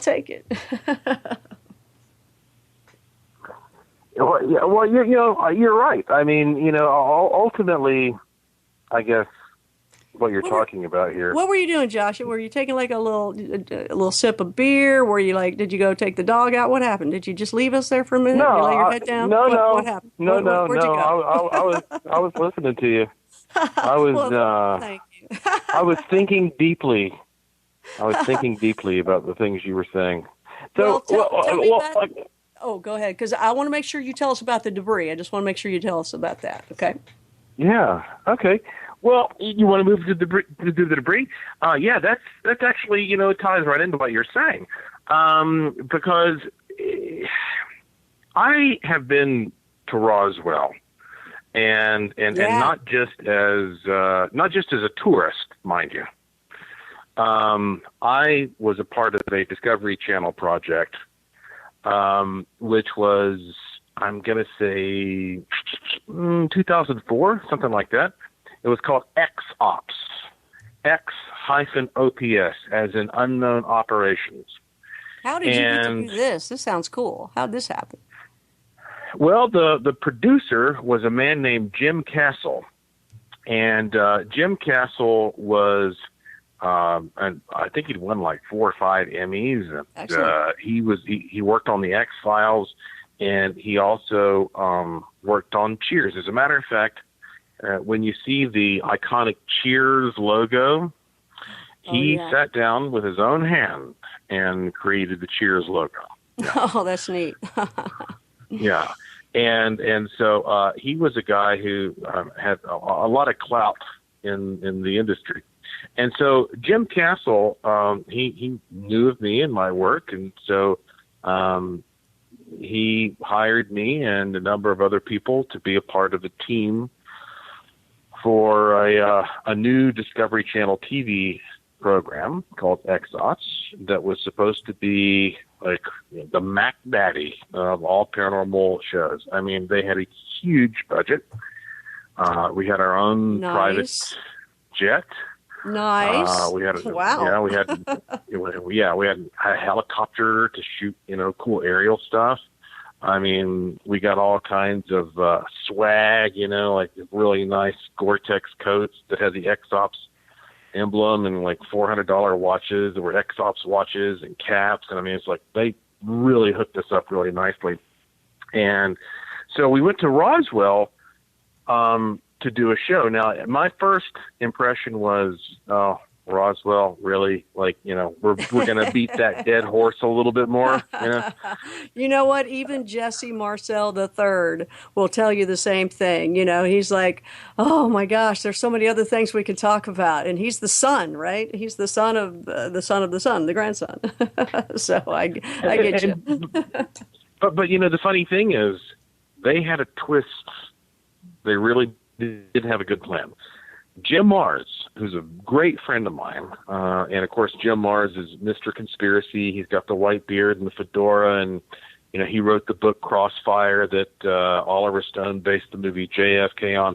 Jim Mars had gone to Roswell and had discovered that on the same piece of property where the supposed autopsy was done, there is a new hospital. And the doctors and nurses at that hospital claim the hospital is haunted by the ghosts of the aliens. Oh. Yeah. So we're combining two of these genres together, right? Yeah, Ghost absolutely. and alien. Yeah, they all relate. And so, we had our initial set was in California on an old air hangar, and after that, we got in a jet which was rented from John Travolta, and we flew to Roswell, and we got there and we did this like incredibly extensive investigation. And I tell you, Connie, it's no BS here. Okay.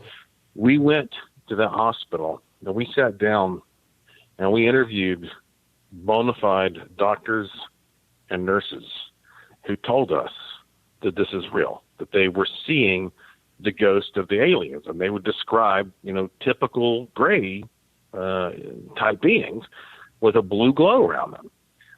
It was amazing. It was absolutely astounding, that we were getting that kind of information. And then we ended up going to some of the most prominent crash sites, because a lot of people don't realize, like, tourists in the area will sell you on like, oh, this is the crash site, give us $20. But no, when this thing came down, it kind of bumped and skirted along the Right. ground for miles. Yeah. So there are a number of debris fields. Right. And now that whole show, and I'm diverging a little bit here from the topic, but I will tell you that we found some absolutely amazing stuff when we did that. And we were high-fiving each other because we thought this was going to be a good show and it was going to be a hit. And then suddenly, mysteriously, Discovery said, nope, we're going to can this thing. And everybody involved with it just disappeared. Yeah, they all just were no longer working for the company. And to this day, it's one of the weirdest. It's the weirdest project that I ever worked on. Now, I could sit here and talk to you for 2 hours just about the stuff that we found on that show and how weird that was. But getting back to your point here.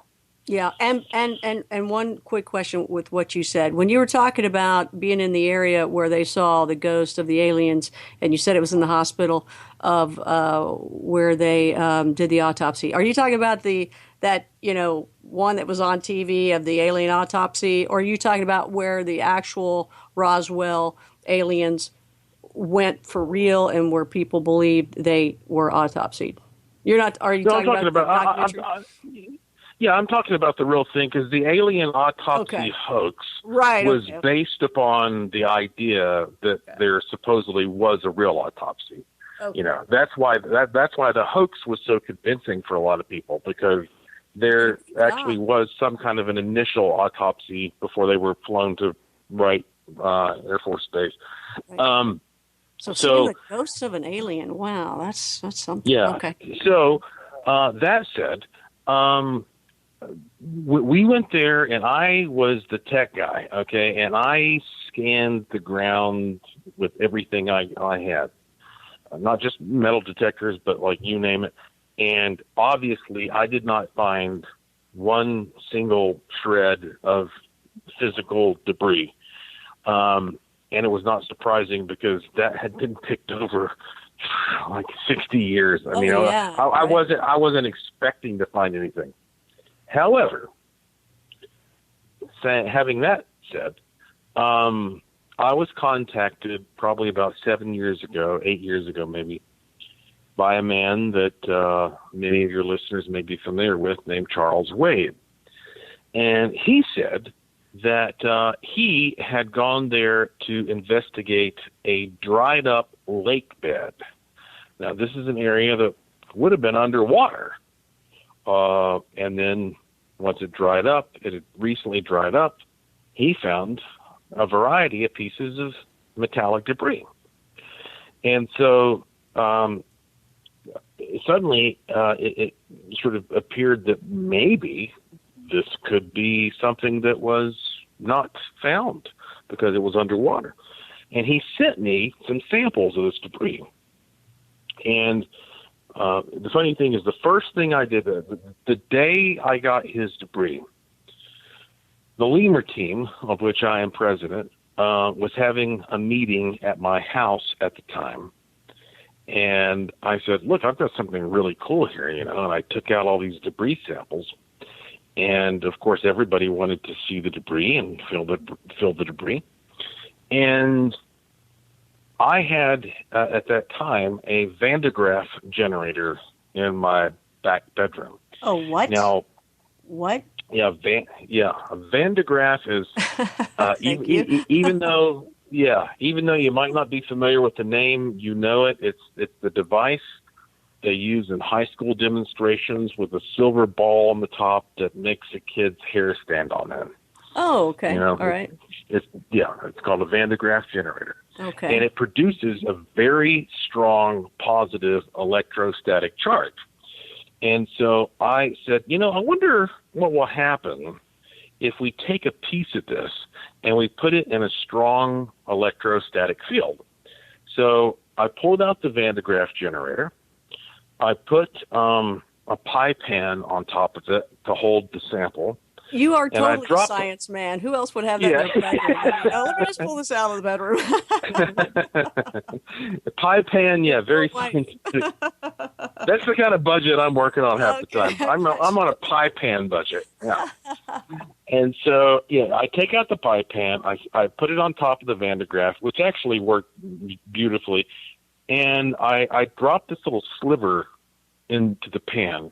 And this sliver, which I'm talking about, maybe it was 2.5, 3 inches long, just a flat sliver of metal, instantly stood up on end and began spinning around with incredible stability.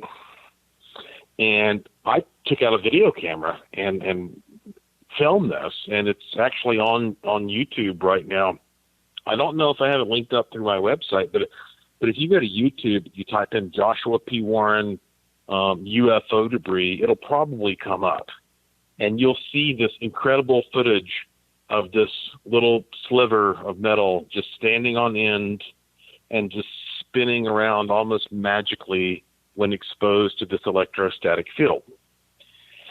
And since then, we have continued doing experiments with it. Now, I'm not a chemical or material analyst guy. I don't have a laboratory that's really capable of giving good results. But according to Mr. Wade, he has sent other samples to laboratories who have said, this is some kind of a composition of metal that is unknown on Earth, et cetera, et cetera. So I can't tell you about that. But what I can tell you is that I'm an expert when it comes to electrostatics, and this was pretty strange. So when we did the event with George Norrie on August 27th, I decided that I would give all the attendees an opportunity to spend a moment, picking up this piece of debris and feeling it, just to see the reaction, And is this supposed to be like the debris that would, like you could put it in your hand and wrinkle it all up, squish it, and then would go right back? Is that what you're describing? No, this debris does not do that. I know what Okay. you're talking about, Okay. and so and so I don't know. I mean, this could just be debris from some kind of military experiment. I mean, I don't know okay. where it's from. I really don't know, or it could be from the crash. I mean, I just don't know. And so the funny thing is, we allowed everybody, 500 people, to come by one and pick up this piece of debris and get a photograph taken with it. And that it's a took little bit hours and unfortunate. hours and hours. That took a long. That took a yeah. long time. It was hours and hours. Yes, it was a long time. And because every single person who stopped by, they want to shake your hand, they want to tell you a story, they want to show you some pictures on their cell phone, and that's all cool. But you got 500 of them in a row. I mean, yeah, it takes a long time. Now it's a bit unfortunate because I was thinking that I was going to be seated right next to the debris. That's what I was told, actually, so that I could sort of keep an eye on the reactions. But the theater set it up differently, so that the speakers were seated in a whole different area from their merchandising tables. So I was unfortunately not able to be with the debris. I was, but everybody who made it to my table to get an autograph and whatnot, they had been by that table. And you would not believe, Connie, the responses that I got from people who were saying, okay, yeah, I saw visions, and you can be like, okay, well, fine, whatever. But there was this one lady who came up. I saw visions. Wow. And yeah, she said, I put the piece of debris in my hand, and right there in my palm, it curled up. Really? And yeah, she said it curled up in my hand. And she said, look at this. And she held out her hand, and she's got these weird, like, dark-looking, sort of linear objects in her palm. And I said, well, what the heck are these things? And she goes, I don't know. But she says, I presume they may be alien implants. So I said, okay, you got to go get these, your hand x-ray, number one. But please be sure to contact me. And so she contacted me, and she said, I haven't gotten my hand x-rayed yet, but I'm going to be back in town, and I'm going to have it x-rayed. And she said, do you want to do any more tests? And I said, heck yeah. So she's going to come back in town, and I'm going to do a bunch of tests on this lady's hand. And if I drop this debris in her hand and it just reacts being in her hand the same way it does being in an electrostatic field, that's going to be mind-boggling. So that's one of the things that I'm going to be doing soon. And it's just, another development, I guess, in this whole mystery of trying to uncover what this UFO debris is all about. Well, did you do it, while you were there with her? Did you do it just to, see if it happened? I mean, she could have had a bottle of bourbon while she stood in that long line. I mean, you're right. She very well could have. She was probably, now. Oh yeah, she was probably about number 200 out of 500. And at that point it was just like, cattle, like, please, let's just get through this. So no, there was no way I was going to stop and do an experiment at that point. But now that it's over with and she's contacted me, now I'm following up on it. And now she's going to come and meet with me one-on-one, and we will do it. That's very neat. So, and you do have a picture out on YouTube, right? Is that? Yeah, if you go to YouTube right now and you type in Joshua P. Warren and UFO crash debris or something like that, I'm sure it will pop up. I mean, I may have it on my website. If you go to my website, there's a section called Gallery of the Strange, which has amazing images of paranormal phenomena that I believe are credible. And this is stuff that I've, either looked into or captured myself. And we're talking, again, ghosts, UFOs, psychic phenomena, cryptids, even some stuff that's so weird, I don't know what category to put it into. I mean, we got things you never think about, like dinosaur ghosts and just like crazy stuff.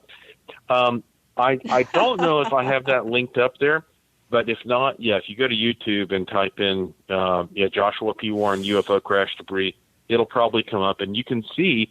And I mean, this is something that I could turn around at any point in time and demonstrate for anybody, because it's, it was simple. I mean, you turn on the generator, you put the pie plate on top of the generator, you drop the debris in, and it does this. It's amazing.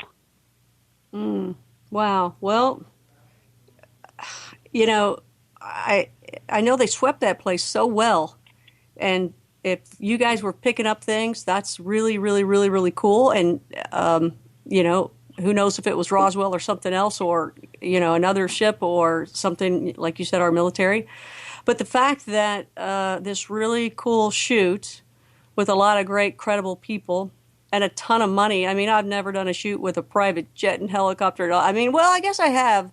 And it was some big folks. But the fact that this just, at least when that one ended, I knew why. It sounds like yours just kind of ended and everybody was gone and that was it. That's kind of freaky because, somebody out there doesn't like us getting information that shows that these things might be real. They don't like us finding evidence. They don't like any of that. And when these things do occur where people have things, I mean, they don't last very long. So, Joshua, it's very nice meeting you and talking with you. Because it is people, when they get into the UFO world, that to me, I mean, out of all the genres, the UFO world, the ET world, and the deeper you get, things happen that are scarier than the others. And this is just my theory. This is just what I've experienced.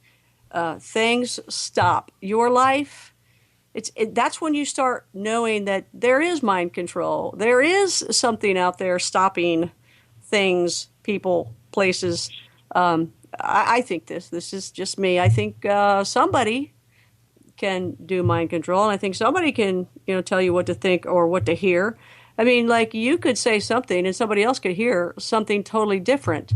Anything to get you, I think, to make you not credible, so you'll shut up about what you might know, because I do believe if you research it, you'll find out more and more and more. And when you do, I think your life kind of goes down in a status level financially, which is the best way to shut anybody up. Take their money away. Who listens to that homeless guy over there? You know, I mean, it's terrible to say, but, you know, and you don't need to go that far with it, but who's going to listen to the guy that lives in the basement, you know, of his parents' house, you know, at 60 years old? You know, I think this kind of, I'm just being very vague because we don't, you know, we're getting closer to the end of the show, so I can't get into things in depth, but I do believe that the more you know about this kind of stuff, so the fact that you might have debris, you know, just be careful, because, you know, go hide it somewhere. Just go hide yourself somewhere, because I know that can be pretty dangerous as well. Well, you know, going back to the Roswell story with the show, I mean, when we were there were all kinds of strange characters that were following us around the whole time. Like Men in Black type people? Yeah, absolutely. Absolutely. I mean, yeah, and I understand the difference between just being paranoid and actually recognizing that, okay, there's a dude following me around. But here was one of the big moments when we were doing that Discovery Channel production. The production company had rented out Hangar 84, which was supposedly the first place the bodies were brought back to after they were retrieved in the field. And Hangar 84 at that time was just a giant, empty, drafty, creepy building. I mean, this was November. It was very cold. It was extremely windy, really dry. The wind would blow and you'd hear all kinds of knocking sounds as, you know, bits of metal were flapping around. It was just like, it was just a weird setting. And they decided to do a seance there to see if they could communicate with the spirits of the aliens. So they had a couple of psychics there, one named Karen Reef, the other named Laura Lee, and they were to lead the seance around this big round table. And I was, again, the geeky science guy who was there with all of the meters and whatnot to see if I could measure anything. So the whole team got around the table, and at that time, they had 8 cameramen with high-definition cameras. Now, this was back in the day when, like, a high-definition camera cost a lot of money. I mean, like, probably like $25,000, the type that they were using. So they had 8 cameramen. Nice. I might be exaggerating a little bit, but, you know, we'll say a handful. But they had a bunch of cameramen who were gathered around this table, documenting this from multiple angles. And one of the cameramen was named Bob. And right as the seance started, all of a sudden, Bob collapsed. And his camera went bump, you know, on the ground. And I guess people who cared about Bob rushed to Bob, and people who cared about the camera said, oh, crap, we just lost the camera. And so Bob, who'd been a real hard worker, because you got to realize, I mean, you know how it is, Connie. These guys who do TV stuff, I mean, they're hauling equipment left and right. I mean, these are strong, tough guys who work long hours, you know. Yes. So he never had a problem up until this point. He stands up. He goes, man, I don't know what happened. Maybe I like my knees. He goes, I just need some fresh air. So we took a break. He went outside. He got some fresh air. I mean, they almost called 911 when this happened. And but he came back in. He was like, I'm fine. Literally, he goes, seriously, I just must have locked my knees. So the director... He pulled a crooked Hillary? I'm sorry, I had to say that. I'm sorry. Not touching that one. So then the director, Jim Castle, he goes over and he goes, okay, let's restart where we were. And he has a monitor there, and he rewinds the footage back to see where we were when this happened. And we hear a series of foul words come from his mouth. as in holy, holy, holy. And we all rush over there, and he says, "What the blank is that?" Now, here's what we saw on the monitor. You see the table. This is in night vision, mind you, with all of us sitting around it. And then, all of a sudden, this thing appears over the table that I can only describe to you as looking like a phantasmal serpent. And it slithers across the top of the screen, and it goes right over to Bob. And then guess what? Bob collapses. Ooh. And we watched it over and over with our jaws dropped in awe. And after we realized, like, we can't explain what this is, that's when we moved on to the high five part, like, whatever that was cool. And, and we're just like, man, we captured something incredible. And we thought that show was going to be a huge hit just for that scene alone. You watch all these shows and nothing that amazing happens. That was so incredible. And so you can imagine when we found out that Discovery Channel put that show in their vault and said, "This will never be aired," we thought, my God, it's just another example of how this, the media covers up these things. And again, I know we're about out of time, but somewhere out there, this footage exists. I saw it, and I hope someday it gets exposed to the world. Well, that's another show that got away, and interesting stuff that you spoke about. The people that did not get all the answers that they wanted, go to joshuapwarren.com. You're going to find out the things he was talking about, the devices that he talked about, what they're called. And, of course, you'll probably see him on an upcoming show. You'll probably hear him on Coast to Coast. You'll probably hear or see him somewhere because he is certainly out there all over the place. And if you hear the wishing machine, that's him. And, hey, catch me on Coast to Coast as well. I'm Connie Willis, filling in for Martin Willis. I'm his sister. No, actually, he fell from a ladder, and he's not feeling all that well, so I got to fill in. So you can tune in to Coast on October 1st. That's when I'll be back on. And also tune in to BlueRockTalk.com. Check it out, subscribe, and that's a new thing that I'm doing, talking about Earth's most interesting conversations. So we want to hope that Martin's going to be better and feel better, and I want to say thank you very much for inviting me to be on. Joshua, thank you very much for being on. It's been a great time. And next week, Martin's going to be talking to Greg Bishop. Now, what Martin always likes to say is keep your eyes to the sky. And what I'll say is thank you, Joshua. Good night. Thank you, Martin. Good night. And thank you, everybody else, for tuning in. I'm Connie Willis. Until next time.